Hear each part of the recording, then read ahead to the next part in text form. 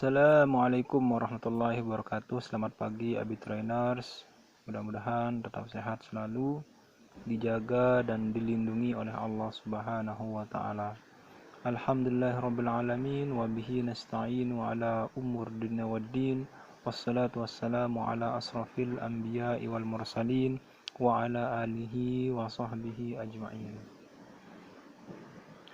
Allahumma aslih ummata Muhammadin sallallahu alaihi wasallam wa farij an ummati Muhammadin sallallahu alaihi wasallam warham ummata Muhammadin sallallahu alaihi wasallam wansur wahfaz wa ayyid nahlatul watani fil alamin bihaqqi Muhammadin sallallahu alaihi wasallam wansur wahfaz wa ayyid nahlatul watani fil alamin bihaqqi Muhammadin sallallahu alaihi wasallam wansur wahfaz wa ayyid nahlatul watani fil alamin bihaqqi Muhammadin sallallahu alaihi wasallam.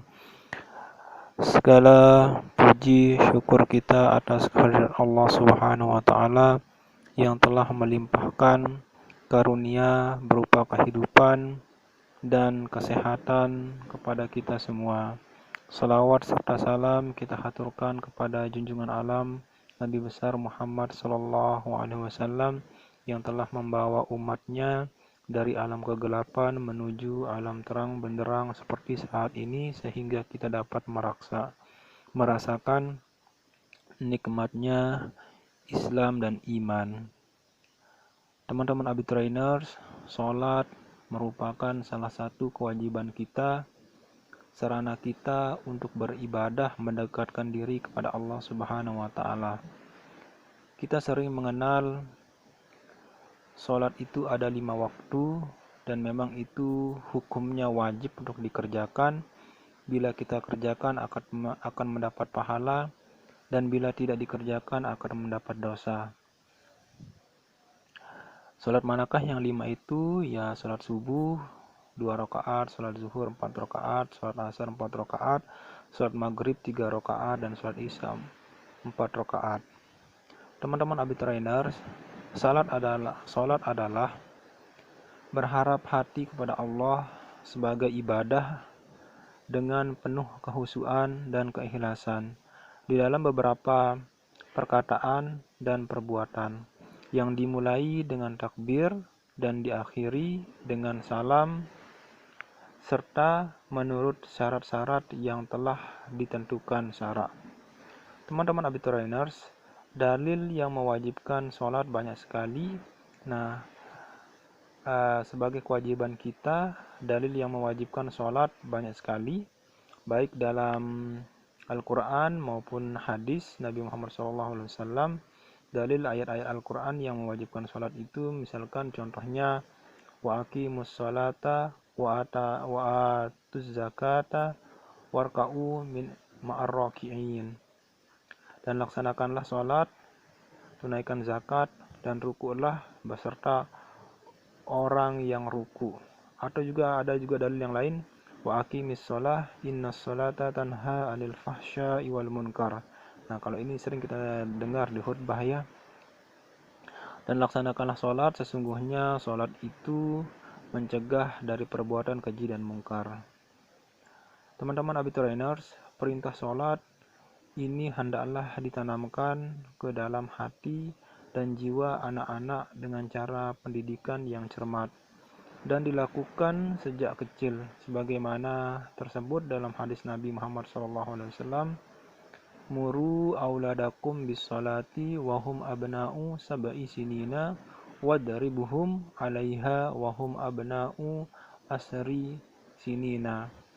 Jadi Rasulullah SAW mendidik kita dan anak-anak kita untuk sholat, agar sholat itu menjadi suatu kebutuhan di dalam diri kita dan anak-anak kita. Tadi hadis tersebut, muru auladakum bis sholati wahum abna'u sab'i sinina wadribuhum 'alaiha wahum abna'u asri sinina.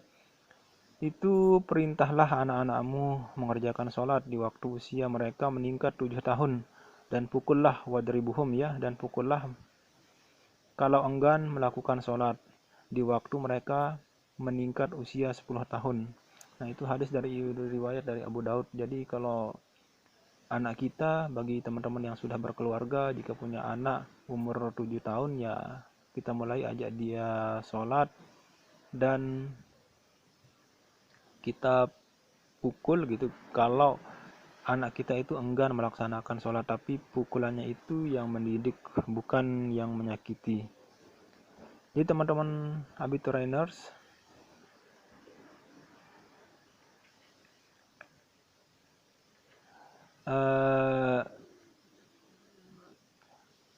sholat itu juga memiliki syarat-syarat, jadi tidak sembarangan orang melaksanakan sholat ya. Pertama, dia harus beragama Islam, terus sudah balik, berakal, suci dari haid dan nifas bagi yang perempuan, dan telah mendengar ajakan dakwah Islam. Dan kalau mau sah juga kita harus mengerjakan syarat-syarat sahnya sholat, seperti suci dari 2 hadas, kecil maupun besar, suci seluruh anggota badan, pakaian dan tempat dari najis, menutup aurat. Bagi laki-laki auratnya itu antara pusat dan lutut, sedang wanita seluruh anggota badannya kecuali muka dan tangan dan telapak tangan itu bukan termasuk aurat. Wajah dan telapak tangan, tapi seluruh badannya itu adalah aurat. Kemudian masuk waktu yang telah ditentukan untuk masing-masing sholat, ya seperti subuh ada waktunya, zuhur ada waktunya, asar juga ada waktunya, maghrib juga ada waktunya, isya juga ada waktunya. Lalu kita menghadap kiblat, mengetahui mana yang fardu, mana yang wajib, dan mana yang sunnah. Menjauhi perkara-perkara yang membatalkan sholat. Nah, teman-teman sekalian, kalau kita sholat, kita jauhi segala hal yang membatalkan sholat. Nah, kemudian setelah lengkap syarat-syaratnya, barulah kita melakukan rukun-rukun sholat. Ya seperti niat, takbiratul ihram, berdiri tegak bagi yang berpuasa ketika sholat fardu, boleh sambil duduk atau berbaring bagi yang sedang sakit atau tidak bisa berdiri, membaca surah Al-Fatihah pada setiap rakaatnya, terus ruku, terus tumak ninah, iktidal dengan tumak ninah, sujud 2 kali dengan tumak ninahnya, duduk di antara 2 sujud dengan tumak ninahnya, duduk tasawuf akhir dengan tumak ninahnya, membaca tasawuf akhir, membaca salawat kepada Nabi Muhammad SAW ketika tasawuf akhir, membaca salam yang pertama, terus tertib berurutan maksudnya. Jadi tumakninah itu juga penting di dalam salat ya, biar tidak tergesa-gesa, biar ada selang waktunya agar tidak terburu-buru.